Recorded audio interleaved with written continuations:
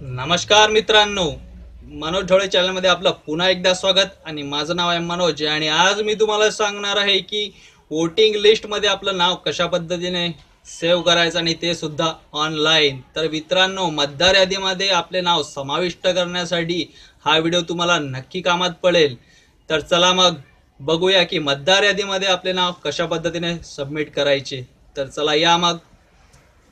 मित्रांनो, मतदार यादीमध्ये नाव समाविष्ट करायचं असेल तर तुम्हाला सगळ्यात पहिले या वेबसाईटवरती जावं लागेल. या वेबसाईट म्हणजे काय दिलं की www.nvsp.in या वेबसाईटवरती तुम्हाला जावं लागेल. त्यानंतर तुम्हाला पुढचा फॉर्म भरता येईल. तर सर्वात प्रथम तिथं आपण जाऊ. इथं मी ब्राउझरमध्ये त्या वेबसाईटवरती गेलेलो आहे www.nvsp.in. ही वेबसाईट इथं ओपन झालेली आहे. या वेबसाईटमध्ये इथं आपल्याला खाली दिसते की बॉस सर्च युअर नेम, म्हणजे आपण आपलं नाव मतदार यादीमध्ये समाविष्ट आहे किंवा नाही इथून शोधू शकतो.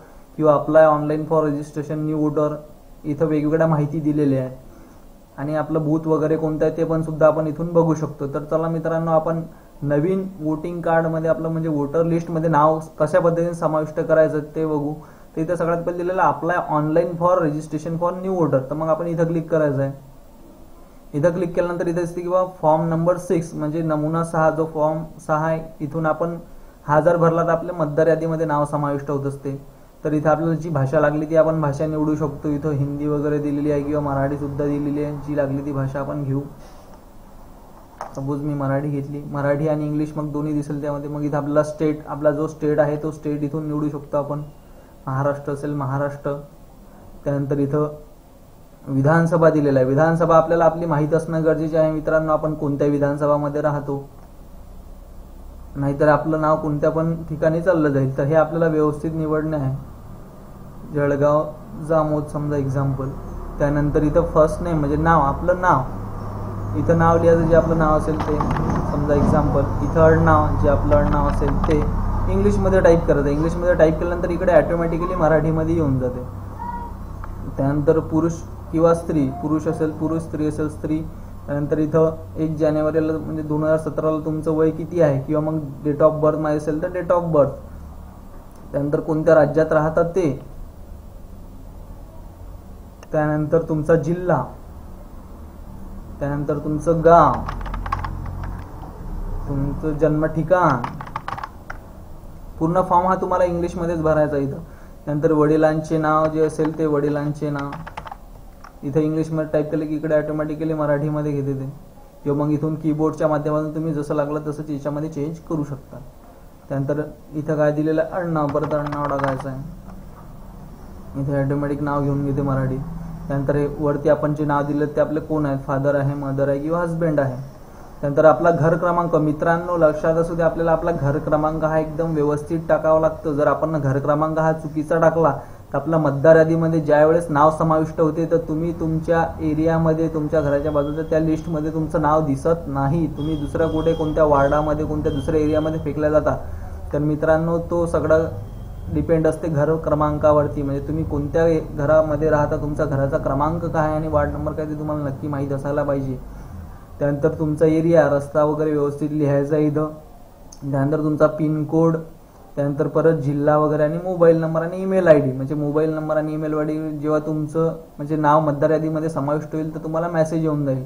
त्यानंतर इथं खाली दिले की मग मतदारसंघाच्या चालू मतदार यादीत समाविष्ट असलेल्या अर्जदाराच्या कुटुंबातील सदस्यांचा तपशील. म्हणजे जर आता आपण मतदार यादीमध्ये नाव टाकून राहिलो तर आपल्या घरात आपले आई बाबा असतील किंवा आजोबा वगैरे असतील तर त्यांचे आपल्याला इथं 2 जणांची नाव पाहिजे, किंवा एक बी असलं तरी चालेल. तर मी नेऊन त्यांचं नाव टाकायचं. समजा आता आपले बाबा असतील तर त्यांचं नाव टाकायचं. आई असेल आई, समजा वडील आणि इकडे आई, 2 जणांची नाव टाकायची. त्यानंतर इथं फादर आणि इथं मदर. हजबंड असेल तर हजबंडचं नाव घेऊ शकता. त्यानंतर यादी भाग क्रमांक आणि पार्ट नंबर हा तुम्हाला माहिती असायला हवा. जर माहिती नसेल तर तुम्ही माहिती सुद्धा करू शकता. आणि त्यानंतर ID कार्ड दिलेला आहे, म्हणजे जो तुम्हाला वोटिंग कार्ड दिला असेल तुमच्या वडिलांचा तो इथं टाका. इथं आईचा दिलेला असेल तो टाकायचा इथं.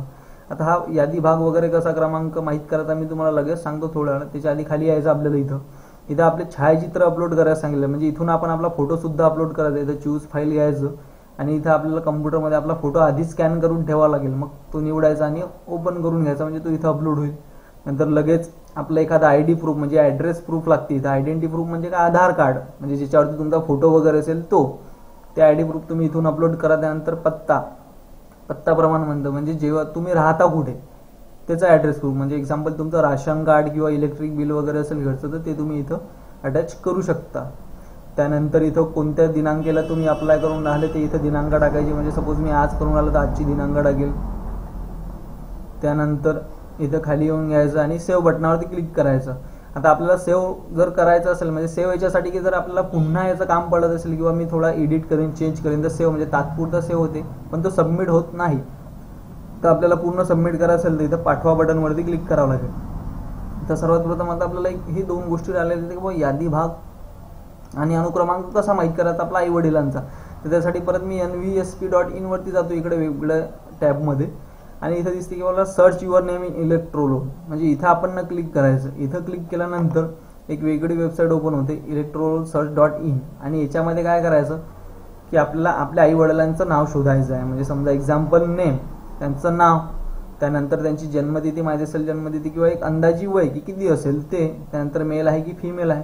समजा इथं नाव, त्यांच्या वडिलांचं नाव, त्यानंतर स्टेट आणि डिस्ट्रिक्ट आणि मतदारसंघ हे आपल्याला निवडायचं आहे. आणि हा इथं कॅप्चा दिलेला, हा कॅप्चा आपल्याला इथं टाईप करायचा आणि खोजे करायचा आहे, म्हणजे सर्च करायचं आहे. सर्च केल्यानंतर आपल्याला खाली इथं पूर्ण आपल्याला डिटेल मिळून जाईल. समजा तुमचे वडील असतील, तुमची आई असेल, तुमची पूर्ण तुम्हाला तिथं डिटेल येऊन जाईल. मग ते डिटेल तुम्ही इथं भरू शकता याच्यामध्ये, म्हणजे त्यांचा वोटिंग कार्ड नंबर सुद्धा येऊन जाईल, त्यांचा अनुक्रमांक येऊन जाईल भागातला, आणि यादी भाग क्रमांक सुद्धा येईल. मग अशा प्रकारे तुम्ही तुमचा फॉर्म सबमिट करू शकता. आणि सबमिट झाल्यानंतर तुम्हाला काही दिवस वाट पाहावं लागेल. मग नंतर तुमचे काही त्रुटी असले तुम्हाला त्रुटी त्या पुऱ्या कराव्या लागतील, नाही तर मग तुमचं नाव मतदार यादीमध्ये पूर्णपणे समाविष्ट होऊन जाईल. मित्रांनो, हा व्हिडिओ तुम्हाला नक्कीच आवडला असेल. जर या व्हिडिओशी संबंधित तुम्हाला काही अडचणी असतील तर खाली कमेंट बॉक्समध्ये मला कमेंट करा, आणि या व्हिडिओला लाईक करायला विसरू नका, आणि सोबतच आपल्या मित्रमैत्रिणींना सुद्धा शेअर करा.